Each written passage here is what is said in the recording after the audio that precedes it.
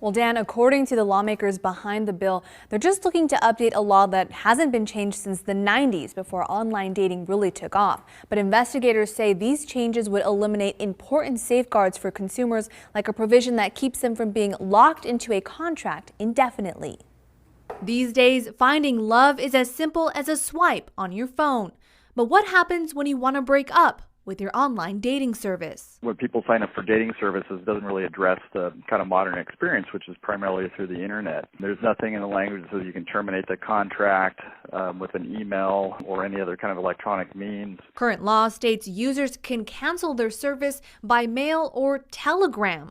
A California Assembly bill aims to modernize that law, but law enforcement agencies across the state are against it. The goal's admirable, but it's premature and it's unnecessary. In fact, our unit is involved in investigations statewide of a number of online dating services who are abusing consumers, who are not following the very law they seek to exempt themselves from. At issue is a proposed amendment to existing law that limits dating service contracts to 2 years. People frequently get charged anywhere from $40 to $100 a month, and sometimes these contracts go on for years. Sometimes the upfront commitment is for multiple years. There's a limitation under the law to 2 years. That's one of the things they want to get around.